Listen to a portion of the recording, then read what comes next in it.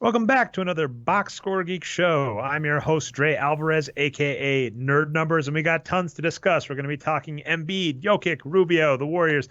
I don't know, I think I got the order wrong, Brian. Speaking of which, this show, as always, is produced by our own voice of God, Brian Foster, who you can find on Twitter as Boxscore Brian. Say hey, Brian. What's up, Dre? Yeah, we got 8 topics tonight, a bunch of shout-outs, so yeah, let's get into it. A lot going on in the NBA. So that is Brian being the meticulous producer. He puts the scripts together every week with some input from me. I will give you a little flack. Last week I wasn't on the show because of my son Daniel, who you might be able to hear in the background at some point. My wife's handling him right now. This is, I guess I didn't realize this before becoming a parent, Brian. The 7 to 10 p.m. is known as, I think, the witching hour, the purple hour. It's when kids tend to be a little more fussy. So you might hear him crying in the background. But I wasn't on the show last week because I was actually, taking care of my son. And you and Patrick did a fantastic show, great show. The only thing I'm going to give you a little flack for is you kept calling Patrick Dre when you were talking to him during the show. So when I was listening to it, I was chuckling to myself because you kept saying, "Good point, Dre," and I was like, yeah, Patrick's got to up his attendance. He's here like once every 2 or 3 shows. He's got to get back into my good subconscious graces, I guess. But no, he does a great job, and last week was a fun show. Well, I mean, this show in general, what's been more amazing is, I think last year Patrick got married and it seemed like his life got a lot busier. I also got a dog. I had a kid, so I'm amazed the lights are still on. That's a lot of credit to you, Brian. But let's get on with the show. I don't have any of those things, so I just keep powering through. So you said we had 8 topics. Some of them will go quick. The first is just I'm really happy to announce that my regular segment, the top 10 box scores of the week, is back. I kind of went on hiatus during my wife's 3rd trimester with a lot of, scary stuff. And then not scary stuff, it went fine. I'm just saying 3rd trimester is when sleep is weird. And then additionally, first couple of weeks of childhood, very stereotypical, but you don't get a lot of sleep. But anyway, this is, I look through the week and look for the top 10 box scores. Candidly, like the night before Sunday, I usually kind of go through and I look for triple doubles, highest things like net points, highest things like points over par, other games that kind of tickle my fancy. And then if there are good comments, so for instance, we've definitely had a couple, major shout out. I think I mentioned him in the last one. Jay Glanton gave a good one. W. McGuire, I think is how you'd say it. Art always gives good ones. So thanks to that. But we just, wanted to give a note that's back and give some thanks. You noted that Matt Says gave extra shout outs to James Harden, who pretty much always makes this list. Last week he made it a little lower than normal for having the best triple double of the week. I actually cut a lot of triple doubles last week because there were so many good games. And candidly, Russell Westbrook and James Harden at this point, if they want to impress with the triple double, they got to bring it. And Russell Westbrook, for instance, last week did not. But, thanks for that. And spoiler alert for next week's list, because, of course, you can tweet at me, hashtag BHG Top 10, put it in the comments, tweet at myself, Brian Patrick, every week. But spoiler alert, I'm going to turn off my video, Brian, because it said that the connection was going down, and I don't want to hurt. There we go. No, that helped. That sounds better now. But what I was going to say is, spoiler alert, Jokic is going to make the list a couple times next week at the minimum. There are at least 2 games that are going to be on there, possibly the week's still young. But yeah, definitely wanted to give some shout outs to the commenters, let you know it's back. If you've got any suggestions, do it before, because the commenters is great. You have a tendency to wait till I post it and say, what about this game? What about this game? And it's like, well, too late. Sunday morning, I'm not going to give this as much time as I would like. So what gets on, gets on. I will just give a little tickles me, because last week you talked about the Al Korver trade. I wanted to talk about that, yeah. Dunleavy seems to be saying, are you thinking if you were to trade me, fine. Like we talked about this in the past when the Cavaliers traded for Timofey Mozgov.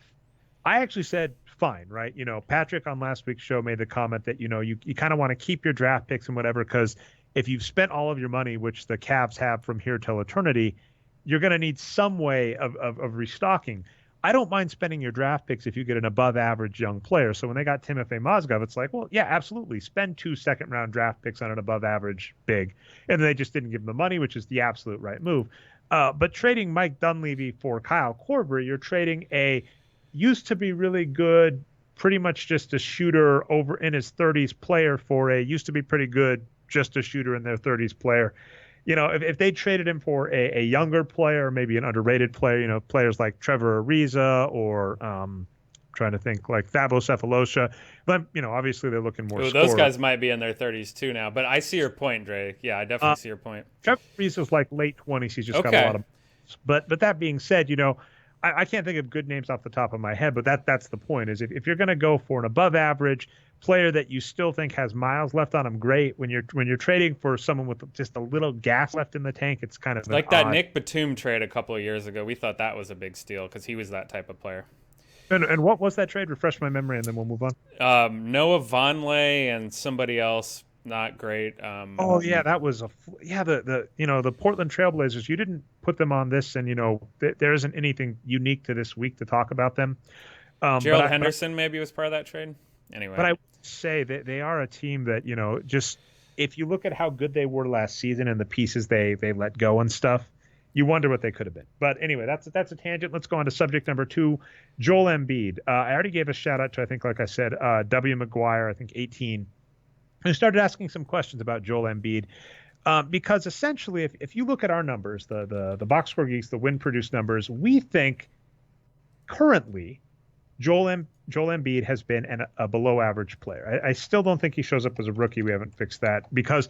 And we'll talk about that in a second about him not really being a rookie. But we basically say he's a slightly below average NBA player, but a very good rookie. Actually, he's like the one shining spot in this rookie season. I think. Who's the other one I listed? The one on there's like one other rookie who got like a triple double. That's about it. This rookie season's been terrible. Oh no, I was just looking at this. Yeah, I'll look it up. I know who you're talking about. Yeah, but basically, Joel Embiid is getting a lot of credit. And so the article you're pulling up is a Deadspin one, and there's a lot to discuss there. That's going, oh my God, this Joel Embiid is a historically good rookie. And when you look at our numbers, we're like, yeah, he's almost an average NBA player. And I actually love Joel Embiid for a lot of reasons. The first being that the fact that people don't understand how we could say it's below average, but he looks very good. And in fact, he is a perfect, this is going to sound weird, he is a perfect per player. So per is a stat that we think is garbage because essentially the reality of per, the major flaw per has, is it does not really properly value missed shots. And in fact, this is a flaw in many, many, many, put in quotes, advanced statistics in basketball. Essentially, most statistics in basketball seem to think that there is some implicit value in shooting.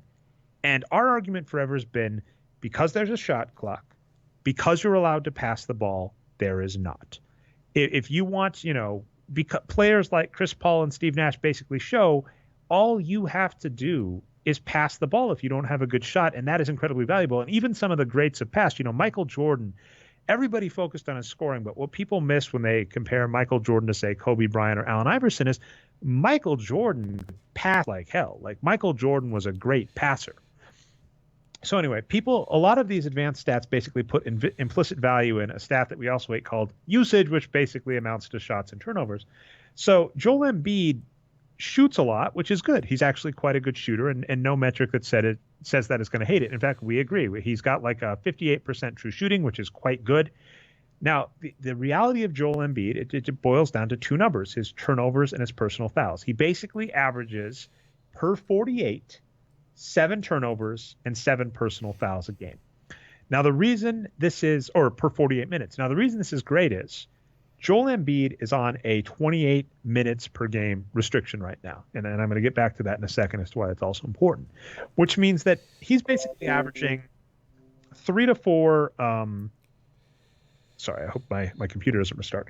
He's averaging like 3 to 4 fouls and turnovers per game that he plays because he's on a minutes restriction. And it's really easy to see how people wouldn't notice those. But that is huge. If you turn over the ball a lot and foul a lot, those are very bad things. And in fact, we should notice those are two of the worst things you can do. Turnovers. It's a full possession. Turnovers are a full possession, and personal fouls, it's one of the funny things that people do not give. Oh, that's true. They're not quite a full possession, are they? Well, no, what I was going to say about personal fouls is personal fouls send opponents to the line. And even the worst players, it's funny when we talk Hack-a-Shaq, there are only a couple players, Andre Drummond is one of them, for instance, that sending him to the line is a good idea, because if you can shoot about 52% from the line, essentially you're going to be as good as some of the best offenses, which, that's not what you want. So it's really easy to see why people don't notice it, because what people are going to focus on is they're going to say, Joel Embiid, and I'm assuming you'll go to the tools tab, Brian, players compare, type in Joel Embiid. I want to note this, comparing him to an average big, because he's going to be above average at like everything. He scores 37.3 points per 48 minutes. That's almost twice as much as the average big, and he does it on really, really good efficiency. 57.8 true shooting. The average big is going to be 55.7. One of the things I'll get to one of these days is net points, Brian, net points per 48, which is the stat I'd like to use, because then that, it gets a little easier to see. But basically, he scores very well. He scores significantly above average. That's great. 10.8 offensive rebounds per 48. The average big gets 8.9. That's above average. Offensive rebounds, 3.9 per 48. Average big gets 3.4. Offensive rebounds being better than defensive rebounds too, right? That's definitely true. Assists, 3.7 versus 3 per 48. Blocks, 4.5. That's amazing, versus 1.6. Steals, 1.6 versus 1.4. So everything that he does well, he does better than the average big. The place where he just gets dinged, 7 turnovers per 48 versus an average big who only gets 2.5. And fouls, 6.9 turnovers per 48 versus an average big who gets 4.6. Turnovers and fouls. That's really it. And it's not to say that he can't clean this up. And in fact, Patrick in past has said turnovers and fouls tend to be two areas where rookies kind of get dinged compared to average NBA players.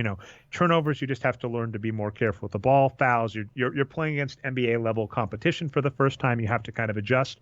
Another funny player the 76ers had this with was Michael Carter-Williams. And here's where I'm going to try and get back to the minutes restriction, all this other stuff, Brian. Michael Carter-Williams looked great as a rookie and basically has appeared beaten up since then and has not been healthy, and just has, instead of turning into the star player we were hoping, it, turns out to be nothing. And so with Joel Embiid, people calling him historically great, the stat that this Deadspin article used is on-off statistics, and I'll get to that at the end of my Joel Embiid stuff, but it's just a stupid stat to use. It does not make sense to use it the way they're doing it. I'll explain both that with a Chris Paul example in a second. Another point is all of the stuff that Joel Embiid does well. The reason I called him a perfect per player is if you only focus on what a player does well and ignore all the stuff they do badly, and word of the day, Brian, this is you, and you ignore the magnitude of that, then that's where people fall into these holes. And that's why I love Joel Embiid as a player, because he shows the implicit blind spots that people have. People don't notice turnovers. People don't notice fouls, but these things matter. That, it drives me nuts, Brian. We might talk a little bit about behavioral economics. There's a book by Michael Lewis that came out I'm looking forward to read called The Undoing Project that talks about Daniel Kahneman and Amos Tversky. And my general take is behavioral economics is this big buzzword. Everybody loves it. And I find a lot of the books, you and I were talking Thinking Fast and Slow before this conversation, before this show. And what I find with a lot of these books is people kind of love them and they don't read them in depth and ignore things. And so, the funny point about just to interrupt, that Thinking Fast and Slow is a book about behavioral economics by Kahneman and Tversky. By Daniel Kahneman, based on the research of Tversky. Tversky was dead at this point, which was but the point being, behavioral economics talks about all of these implicit biases we have, these blind spots we have in our cognition, and people love them, right? The basketball stats community loves quoting these books. I noticed Daryl Morey was tweeting out about the Undoing Project. Everybody thinks it's great. And then what I've kind of said to you as my cynical, jaded self, Brian, is nobody really reads them in depth, because you see this, right? People are like, how can you hate Joel Embiid? And you go, there are these things that are very, very important that show up in the stat sheet that people just ignore, and it's a bias, right? We've talked about various biases. Points overwhelm our perception in basketball. People will ignore lots and lots of stuff if you're putting up over 20 points per game. And so, as I pointed out, like all of these books on behavioral psychology that talk about implicit biases, people seem to turn a blind spot to the fact that things like turnovers and personal fouls are bad. And that's one issue for Joel Embiid. Another is there are two other things that kind of come into play with Joel Embiid, Brian. The first being that he has, I named this at one point. I'll see if I look it up for the show notes. I called it the LaMarcus Aldridge effect. And my basic point is, if you put up a great game, people will ignore a lot of your bad games. This is just something I've noticed in basketball. So you have these players. DeMarcus Cousins is a classic, where DeMarcus Cousins puts up like a triple-double or like a 50-point, 20-rebound game, and we say he's below average. He's actually above average this season. But anyway, we say he's below average, and people say, are you crazy? And we go, yeah, he had that great game, but there were 3 terrible games in the meantime. And I was looking at Joel Embiid, and Joel Embiid has had some fantastic games this season, especially for his minutes restrictions, but he's also had some horrible games. And people turn a blind eye to that. If you put up a great game and have some grapevines, which I notice you're showing on that article, people will ignore the bad games. And that this is the biggest problem in advanced stats and mainstream media, whatever you want to call it, for basketball, is people ignore the bad stuff and ignore the magnitude of the bad stuff. For years, the wages of wins, we've been accused of overvaluing rebounds. The reality, if you compare the wins produced statistic to so many others, the only major difference is that we think bad stuff, missed shots, turnovers, and fouls are bad.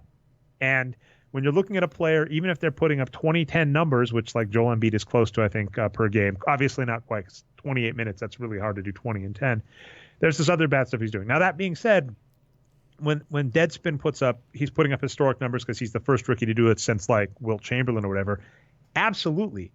There's another article saying he's basically like Shaq, right? He's that big and athletic. Kinda. No, I'm serious. There's another saying this fan site article I'll show right now.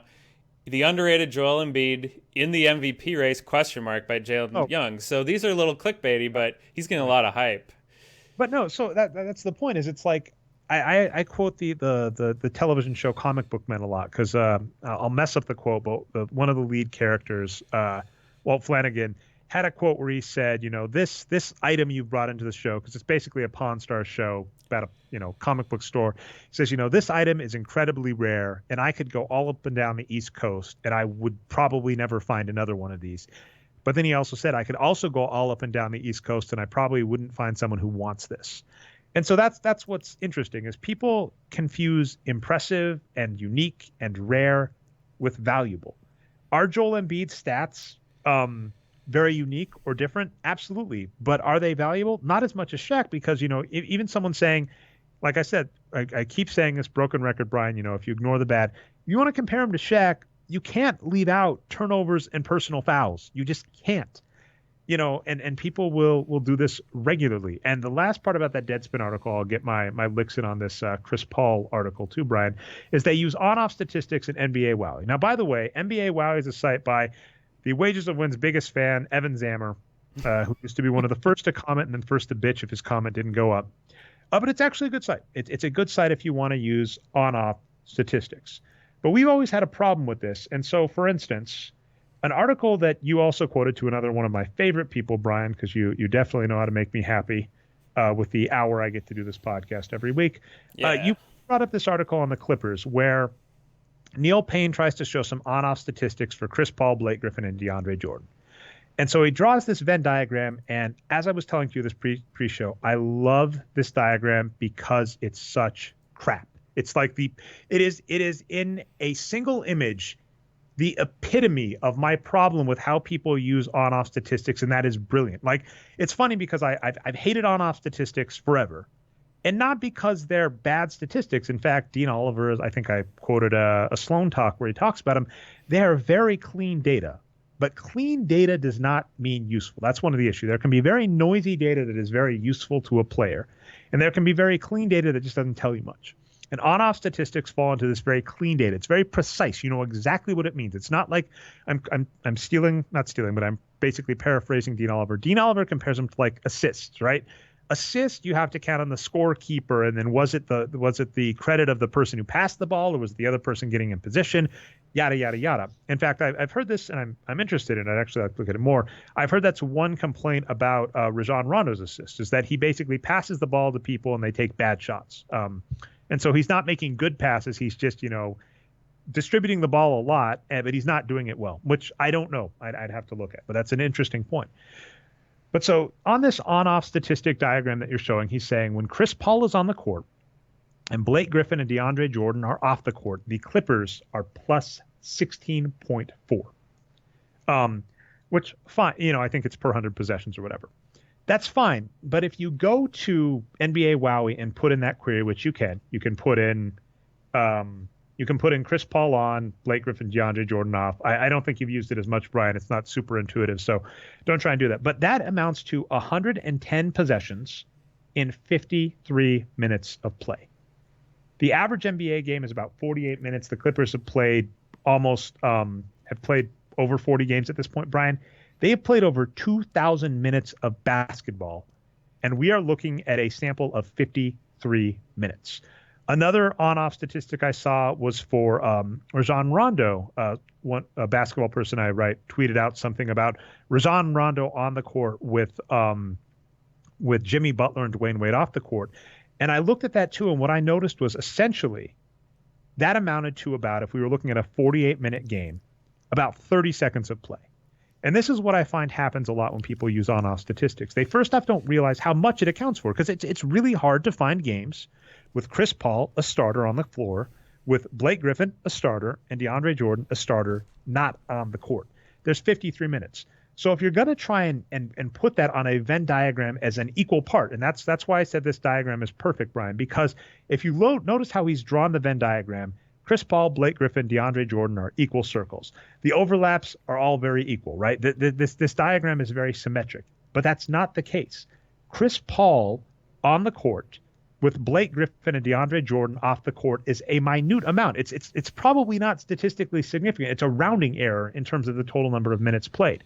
And again, Paul, Griffin, and DeAndre Jordan all on the court together, which is a small little wedge of this Venn diagram, is a huge portion.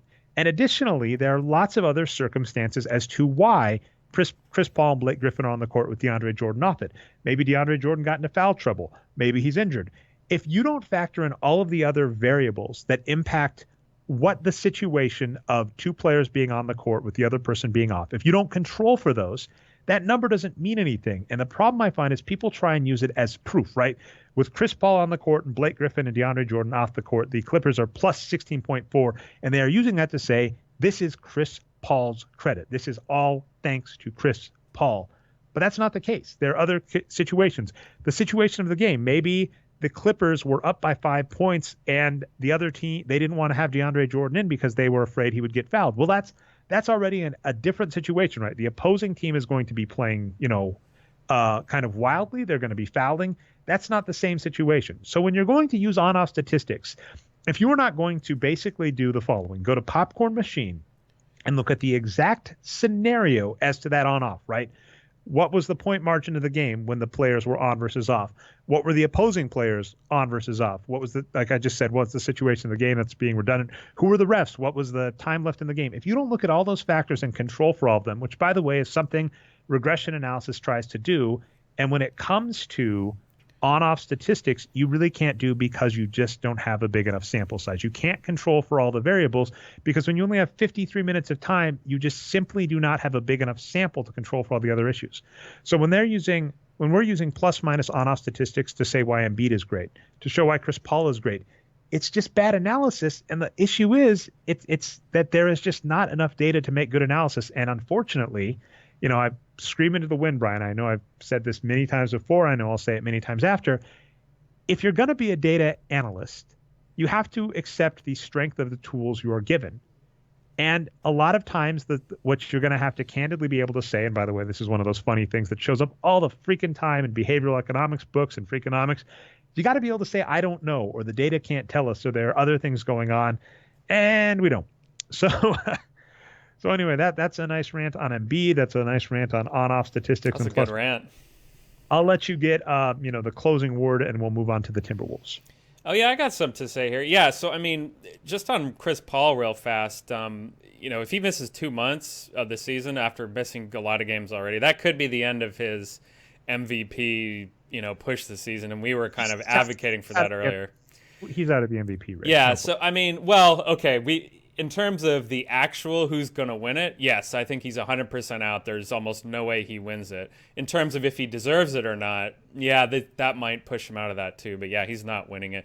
Another interesting thing is we were talking about how the Clippers have had an easy schedule so far this season. Their schedule is going to get a lot tougher. And with Chris Paul being out also, this could really test his real MVP worthiness, right? If they get destroyed by all these good teams, this could really prove how good Chris Paul is. And interestingly, we do have the same conclusion as Neil Payne. The Clippers are not the Clippers without Chris Paul.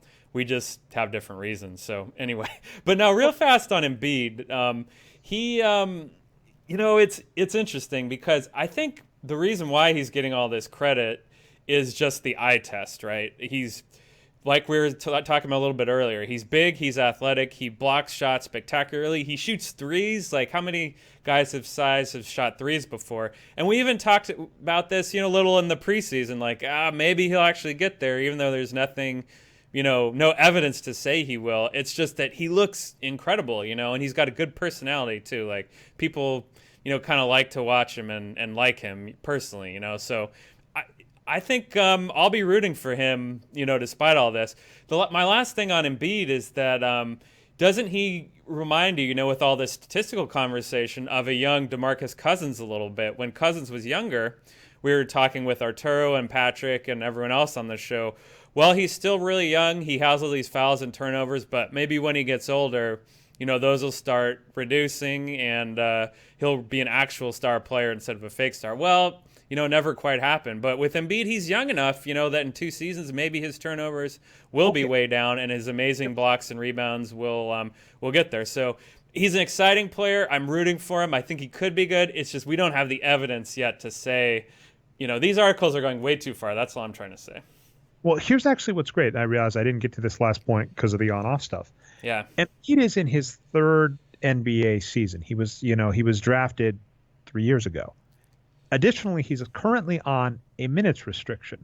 And so what's fascinating to me about Embiid, with people being excited about it and even calling him a good draft pick, is first off, I don't disagree with what Hinkie was doing there and in general.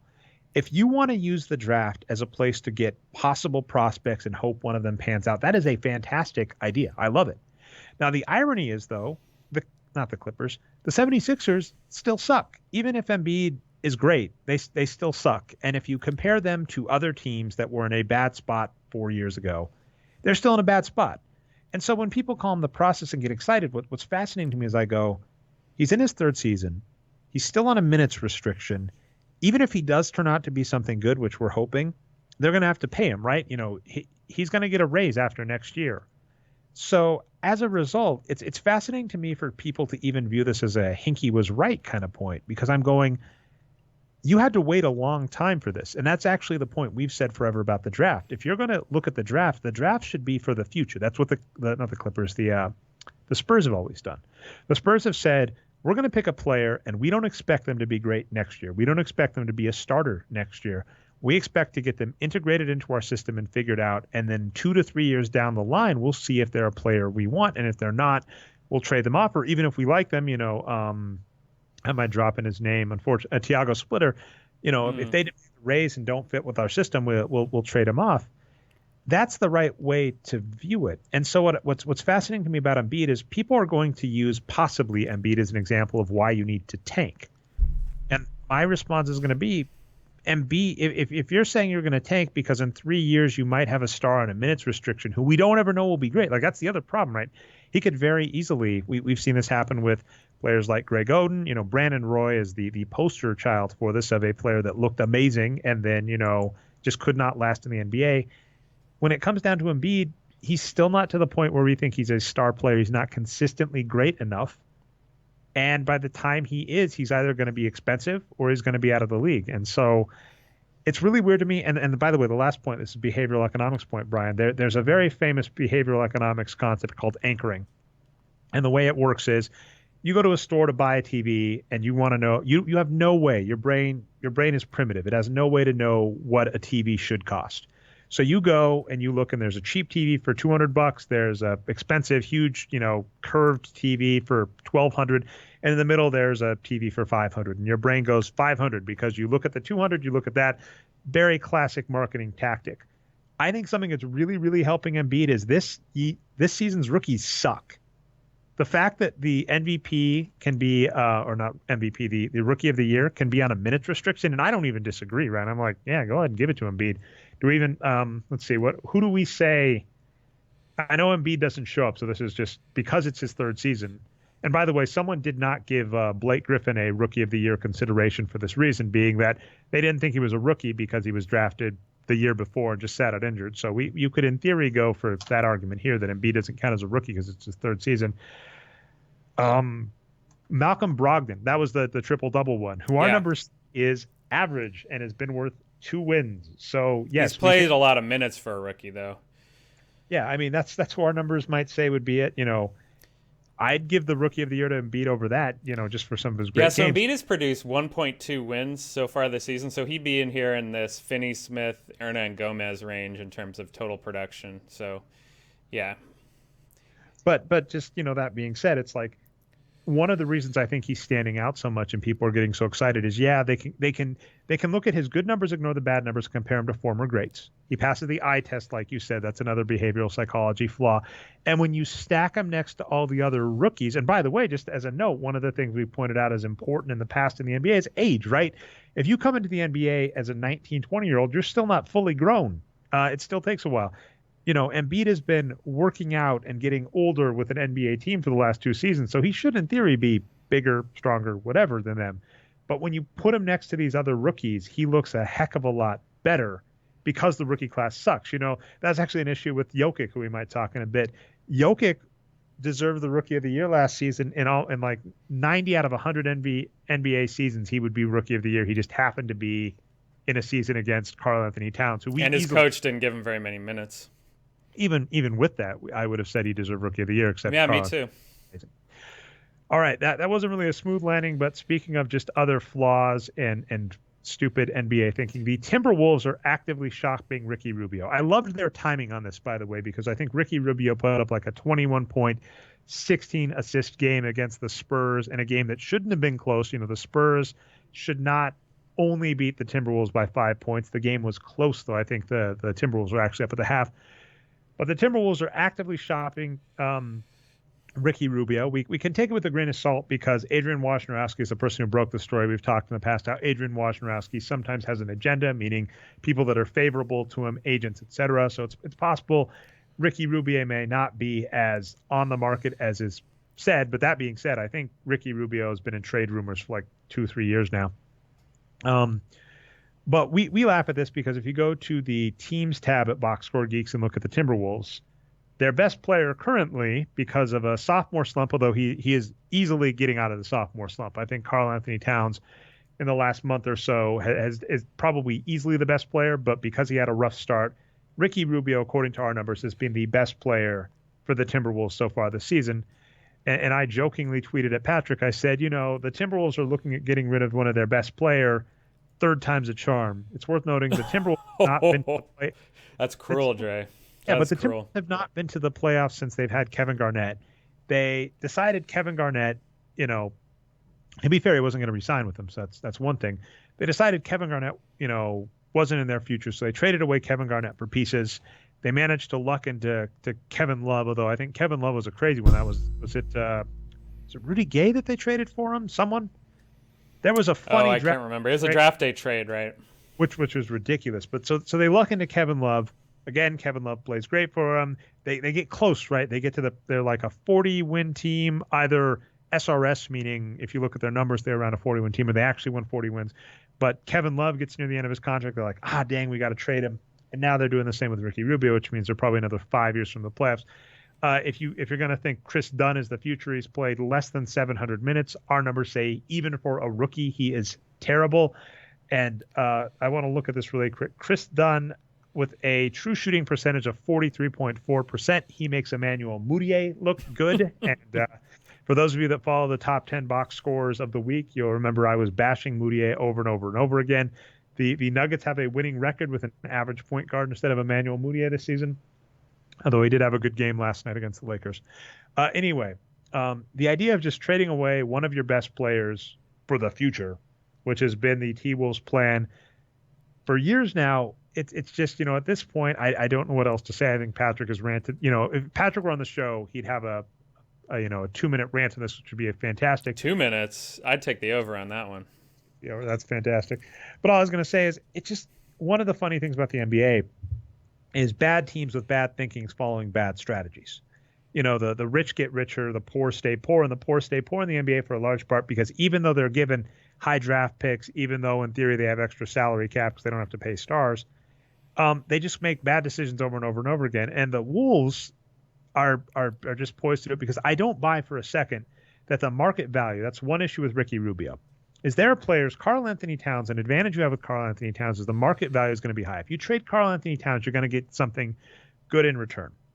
I do not think the market value for Ricky Rubio is good, in large part because, his shooting is not great.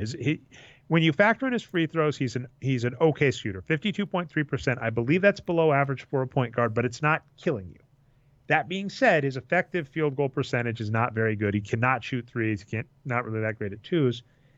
Because the league does not believe he's a good shooter, his value is going to be low. I've seen that argument over and over and over again.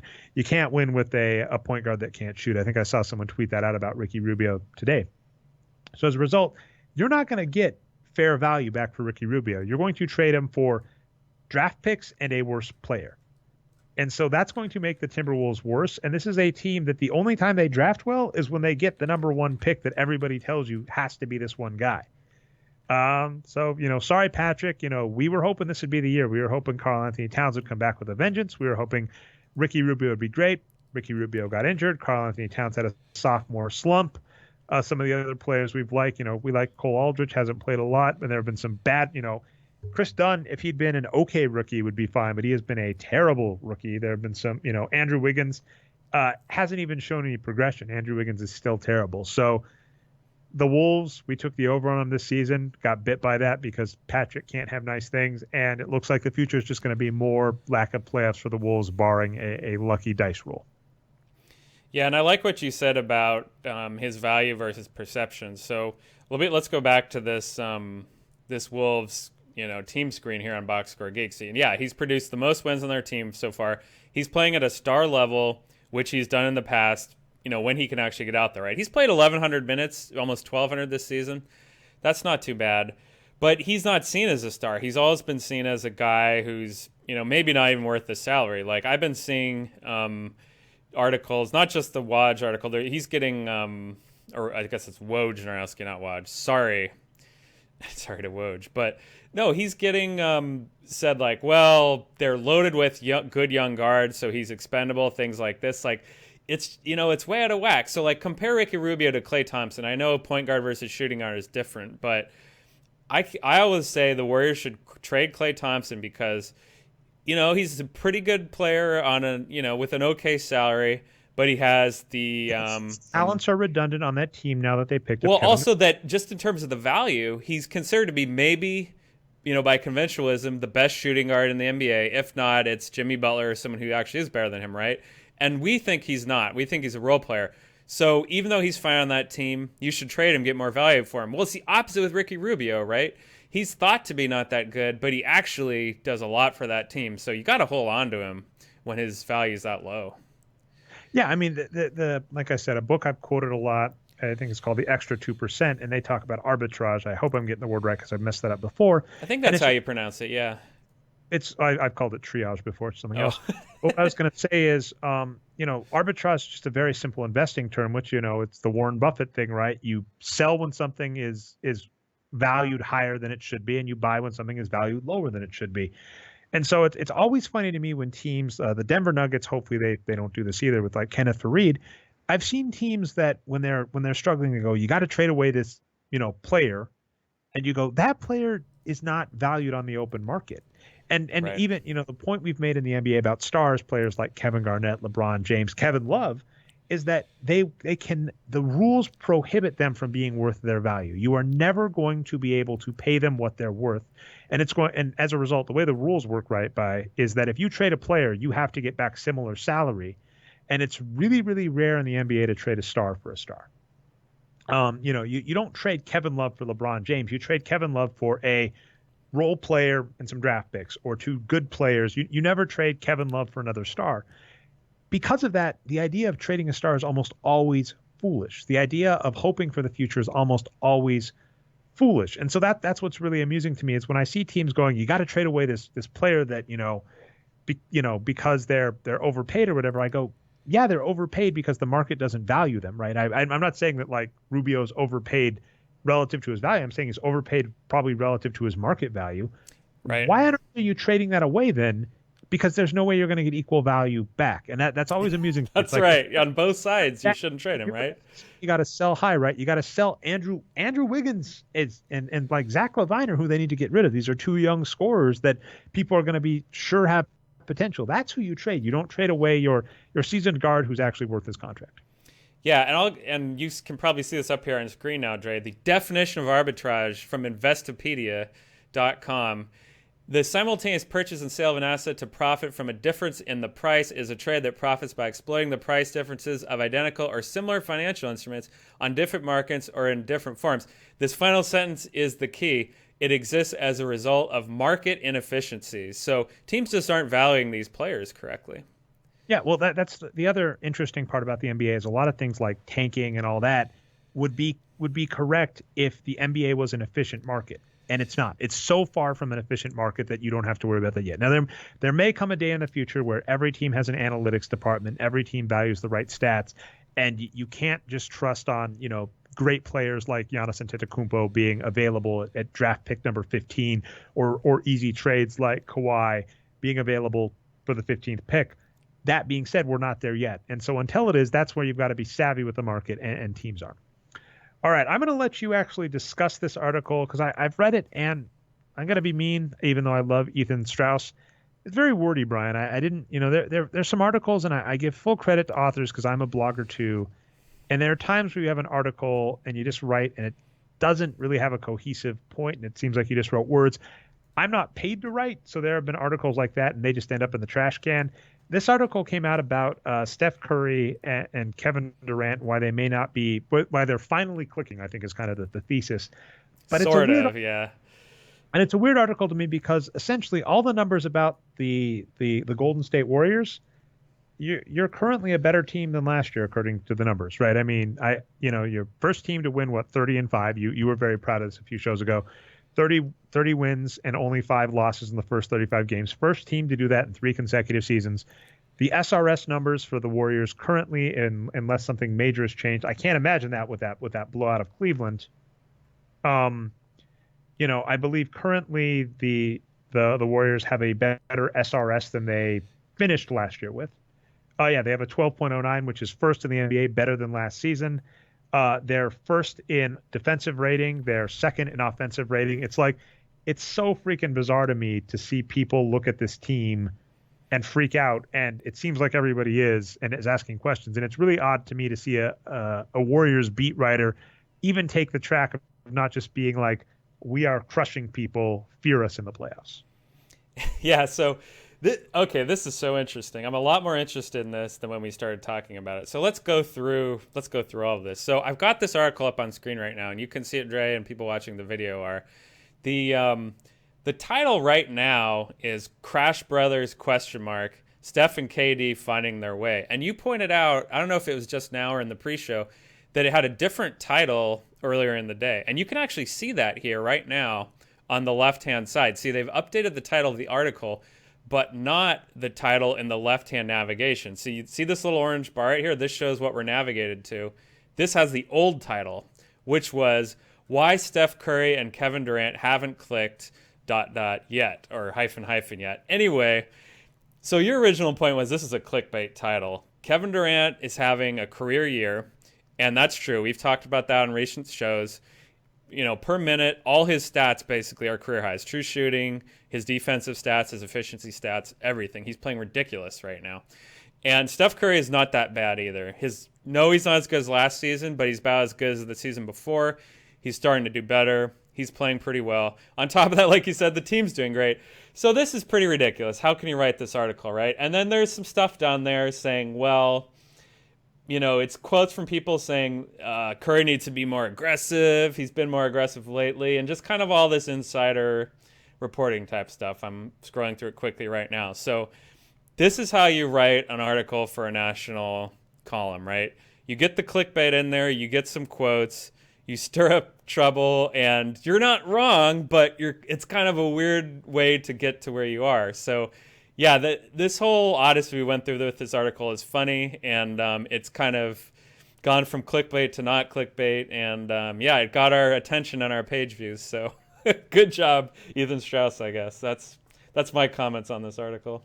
It's really weird to see kind of the mentality about the Warriors this season. And I think we were talking a little bit about this, like it's boring to just write a good team is still good. And even looking at the playoffs last year, what irks me is, Steph Curry got a freak injury against the Rockets, right? He slipped on some sweat.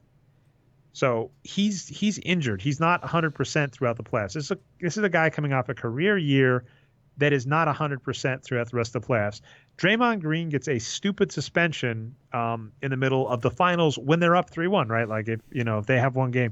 Andrew Bogut goes down injured after that fourth game. So it's like there were a bunch of things that had to go wrong for them to lose. And instead of people going, we were a great team last year that was supposed to win and didn't. We are a better team this year than we were last year according to our numbers, and our playoff rotation is much stronger now because instead of Harrison Barnes, we got Kevin Durant. We're still easily the favorites, and we just, basically just have to stay healthy and hope that, the confluence of LeBron James putting up the best finals performance of his career, Steph Curry being injured, Draymond Green being suspended, Andrew Bogut being injured, Harrison Barnes, never kind of got back to himself. It's like all of these things had to go wrong for the Warriors to lose. And it's so weird to me that the narrative just isn't, they should have won and they didn't. And this year they're even better. So they're supposed to win and they might not.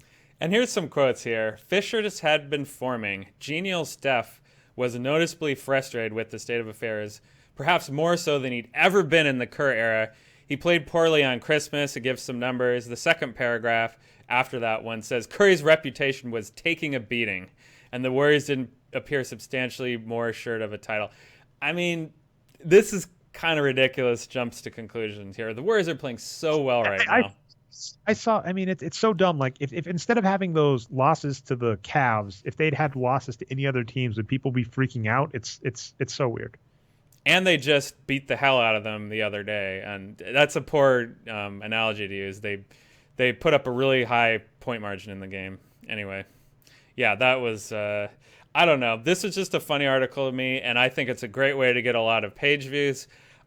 I don't know. I don't know how much he believes it. Like, I think he's a guy that, likes getting this kind of attention. So I think it's fine. Fine.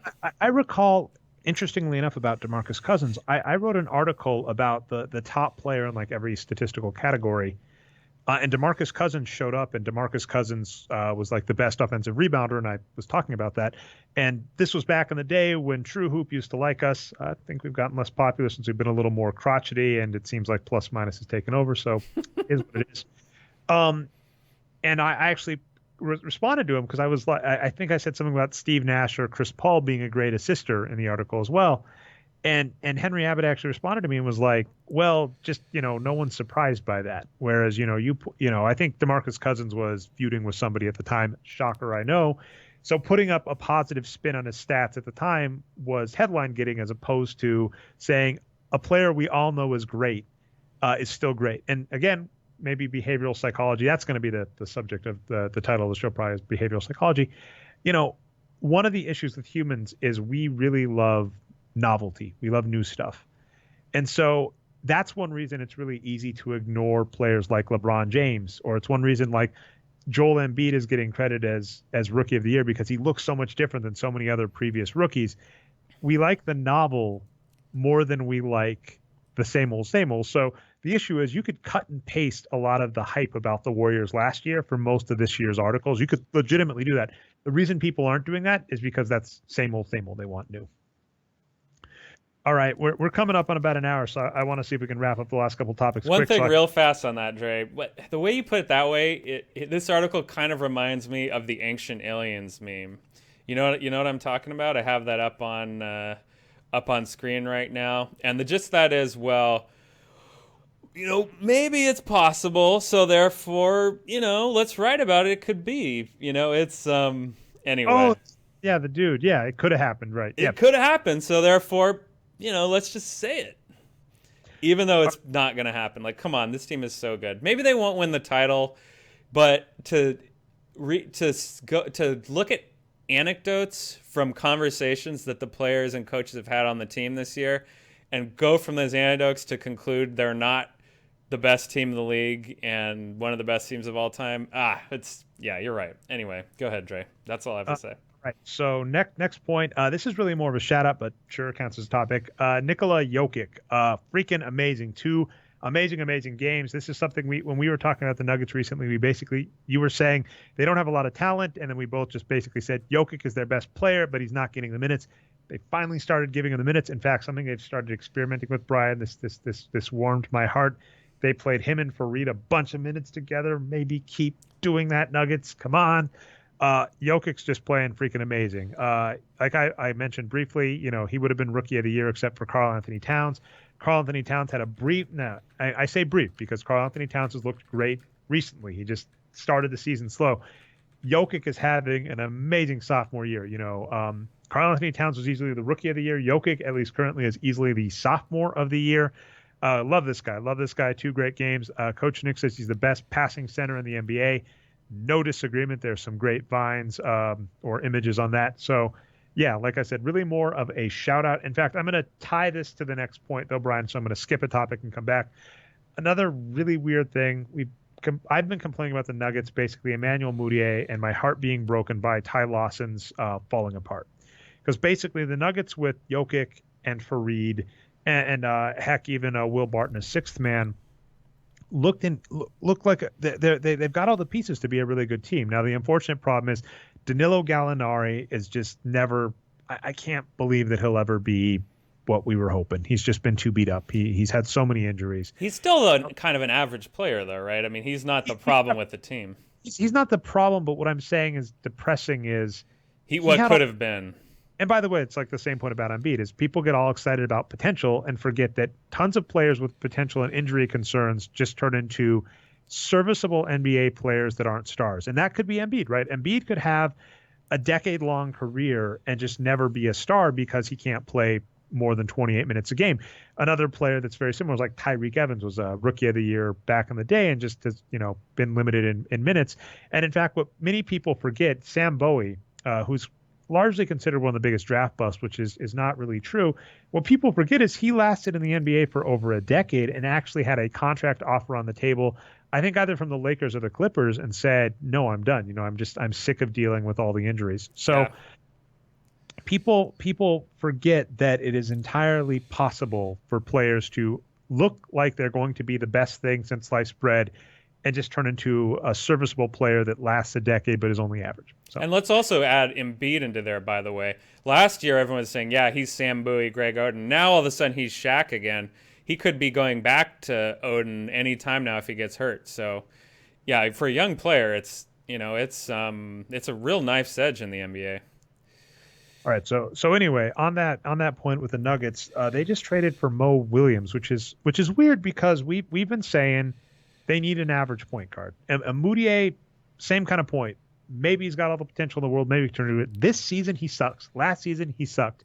If the Nuggets want to be competitive, they really, like Spurs method, you need an above average starter that you can then have an understudy behind him. When the understudy's ready, maybe take over. They traded for Mo Williams. The Nuggets are my team, and I like some of the people in the front office there.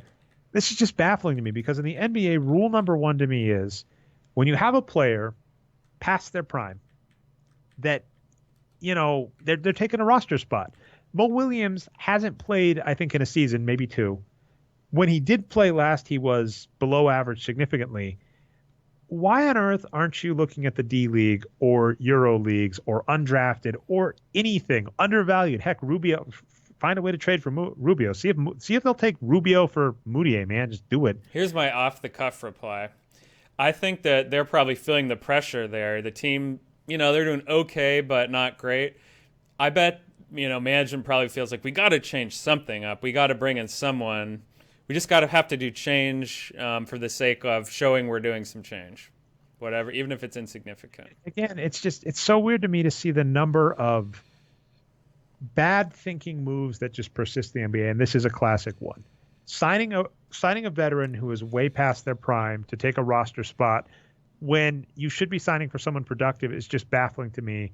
And even if Mo Williams is traded, signed for a min contract. Now, if it turns out, by the way, this could be the case. If they traded from the Hawks to the Nuggets and it turns out Mo Williams is being used as a piece to another thing, like, there have been examples of this where a player's contract, I'm trying to remember, there was one really interesting one. I think it was with the Spurs for Aldridge or something, where they signed a player who they had the rights to, even though he was, basically out of the league, so they could trade him. Well, the one we always talk about is Keith Van Horn. His rights got traded many times after he retired, or several times. Yeah, exactly. So if it's something like that, I'll give it all the credit in the world. If he gets a minute of playing time, I'm going to be freaking baffled. All right, I'll let you finish with the TNT topic because as I mentioned. Oh yeah. No, so this is a really small topic that we'll just hit real fast, just because I'm curious. So this is on the Big Lead, USA Today's NBA section, and the headline is TNT will do Monday NBA package where former NBA players do all the game and studio broadcasting. So what does this actually mean? Let's scroll down.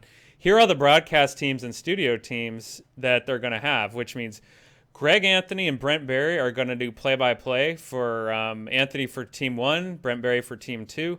Sideline reporters are Dennis Scott and Lisa Leslie, and the studio host is Chris Webber. And, of course, they still have other player analysts as well.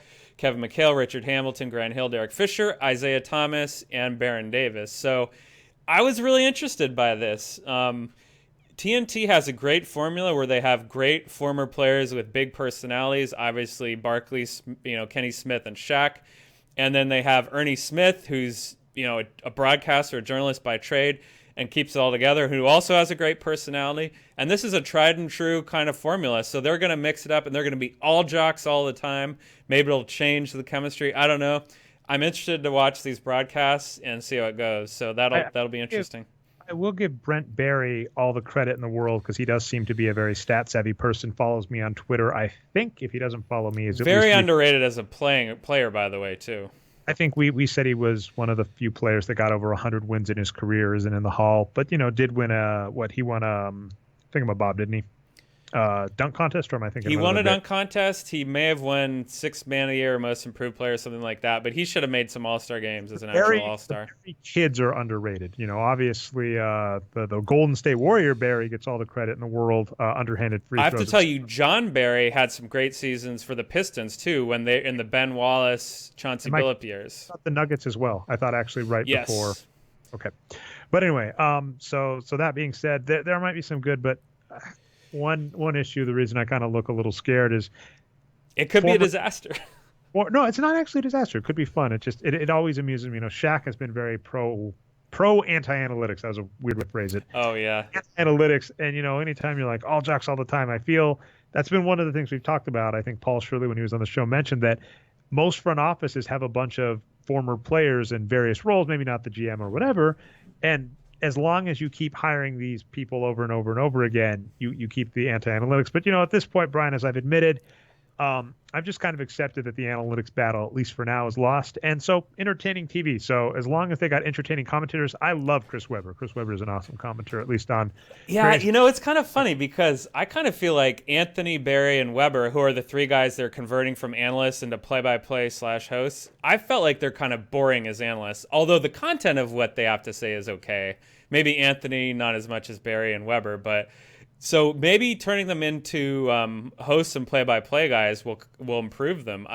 Because I don't know, we'll see. I'm just curious. I'm really curious. Is all I have to say. All right. Well, we easily have gone over an hour, so let's get to shout-outs. I got a couple, but I'll let you get yours out of the way first. I've got a ton of shout outs. Everyone who watches the show, of course, and comments on Twitch, we always love them, and comments on the website. I have a second shout out this week to Awesome Games Done Quick 2017. It started last week and it concluded over the weekend. They had a record-breaking $2.2 million raised for the Prevent Cancer Foundation. And just to say what that is. I remember I did I think I did the notes when you did it, and I was a day late. So I think when you said it, they were at like 500,000, and I think they were coming up on 500,000. Yeah, so they got to over 2.2 million. That's awesome. I did, I was going to say, just to show the growth, this was last week. You guys recorded the show on Wednesday. I was supposed to get the notes out on Thursday. I got them out on Friday. When you said it, they were like 500,000. When I posted the note, I think they were close to 1 million. They broke 2.2. So that's how incredible they did from a week. Yeah, I want to say it aired between last Monday and last Saturday. But just for anyone who didn't hear last week, who doesn't know what it is, it's a speed gaming marathon where they do speed runs, and it's also a telethon where they raise money for the Prevent Cancer Foundation, which has been around since the 80s. It's one of the original cancer-dedicated charities. So yeah, it's great. If you love speed running, if you love charity, check that stuff out. It's awesome. I love that event. Really good speed runs too, Dre. I know you're into the some of the Mario stuff and some of the Legend of Zelda stuff. So yeah, that's a lot of fun to check out. I have another shout out to a great patriot who emerged in the media this week, Dom Tuyipso. He set Tucker Carlson straight over both Peyton Manning and how to pronounce his name. It's not Tulipso. So check out his Twitter. We'll put a link to it if you want some good stuff there. Arturo Galletti, who, obviously former host of the show and stuff. Yes. Which is funny because he's the opposite. Because when I took Spanish in high school, I learned the rule. They said it's como te llama, not como te llama. That's the way they remind you. There you go. But Arturo's name is actually pronounced the other way. So Arturo's like the trap, because you think it would be Galletti, but it's Galletti. Arturo is the trap. That's right. So Arturo is not as authentic as Dom, I guess. But anyway, check that stuff out. It's kind of funny. I bet Arturo has some opinions actually on it. That's his kind of stuff. So anyway, and I've got one more, a real shout out actually this time. I'll sandwich my fake shout out in between the two real ones. Shout out to Justin Wilcox, the new host of These Guys Back Here, the California Golden Bears football team. This is actually a personal shout out to me. He's a family friend. And it's just oh yeah, absolutely. And so now he's going to coach the school that I went to as well. So that's very exciting for me. I maybe will become a football fan after bad-mouthing it, with you guys a lot the last few months. Maybe I'll get back into it. But yeah, shout out to him. That's awesome. His first head coaching job. He's going to do great. And just kind of a funny anecdote about college football to throw in on that. His introduction press conference this week. They're going into all it's great to be on a campus that's so diverse. You have to say that related to Cal, right? You have to kiss ass, all the academic stuff and all the diversity. And then he also said, serious note, we need to bring in coaches that will take care of our players. It's great to hear that. That's a big thing in college football right now, not just the concussions, but University of Oregon, which he's affiliated with and actually played at. They had an incident where the strength and conditioning coach pushed the players too hard and they had to go to the hospital this week. So, closing off his introduction saying, I'm going to take care of our players, that's a kind of a unique and awesome thing for him to say. So shout out to him for that. And then, of course, the one of the very first questions when they brought in the reporters is they asked the athletic director, Mike Williams, who was sitting right next to him, so your, the coaching pool for your assistants is one of the lowest in the Pac-12. Can you even afford to hire any assistant coaches for Justin Wilcox? So that kind of rained on the parade right there. Maybe it's not as big of a program as what he's competing against. But anyway, I hope he does well, and college football is a crazy sport. Maybe he can be one of the good guys in that sport. So shout out to him on a personal level. That's all my shout outs. All right, so my shout out, this is going to be pretty obvious, and I'll test your producing skill to find a Vine, video, whatever. Peyton Manning, Jared Cook, and then of course Mason Crosby. That catch to basically set up the winning field goal in the Packers Dallas game was amazing. It's funny because I'm not as big of a football fan. Pretty much I've watched the Packers and the Broncos just because I've lived in Colorado and now Wisconsin. But I just don't know if there have been as many crazy plays in playoff history. And in fact, I think some of them relate to the Packers, specifically even Aaron Rodgers. But that pass to Jared Cook with 1 second left, with him catching it just on the line and sliding out, it's freaking remarkable. It's incredible. So that definitely deserves a shout out. The other shout out, oh, my camera's not on. I'm going to give to T-Shirt Bandits. It's my passive aggressive shout out, one of my classics. Turn your camera on, Dre. We can have it on for the last few minutes. I'm going to say, let's see. Oh, hopefully it comes through. All right. Hopefully the bandwidth doesn't screw There we up. go. You're back.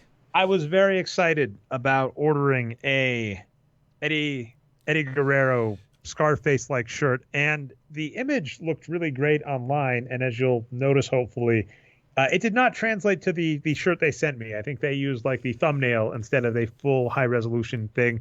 They have not responded to my comment yet, so this is my passive-aggressive, horrible freaking shirt. I guess I should have known when I ordered from a site called T-Shirt Bandit. That being said, by the way, Pro Wrestling Tees, that's where I got my Mick Foley shirt I'm wearing right now. Awesome place. So order from Pro Wrestling Tees. Do not order from T-Shirt Bandit. I ordered my Broseph Joe Brody wrestling shirt from their site. I can confirm. Good site. Actually, I'll do it that way. I'll do it the nice way. Pro Wrestling Tees, awesome site to order shirts from. Eddie Guerrero, rest in peace. Great wrestler. Shout out to him too. Oh yeah, absolutely. Oh, shout out to Eddie Guerrero just randomly. I mean, I was watching some stuff, looking some stuff up. Like, he survived a car wreck at over 100 miles an hour. He passed out at the wheel, high on something, was flung 100 miles from the car. They thought he was dead. He came back and wrestled after that. So, I mean, he was ridiculous. I mean, obviously, you know, the common line you'll hear in any interview posting is had a lot of demons that finally consumed him. So, you know, rest in peace, like you said, but amazing, amazing talent. Anyway, those are my shout-outs. Brian, thanks so much for watching the show, everybody. If you found us not through the website, you can find us at boxscoregeeks.com. You can find our show on iTunes and Stitcher. Subscribe, upvote. It's called The Boxscore Geeks Show. We go live every week. It's looking like Wednesday at 9:30 p.m. Eastern Standard Time, twitch.tv/nerdnumbers. If you didn't catch the live show, you can catch us on YouTube, channel Nerd Numbers. Additionally, if you have any awesome box scores you want to give me for my weekly segment, hashtag BSG Top 10. That I've been your host, Dre Alvarez, a.k.a. Nerd Numbers on Twitter. As always, produced by Brian Foster, Box Score Brian on Twitter. Have a good one.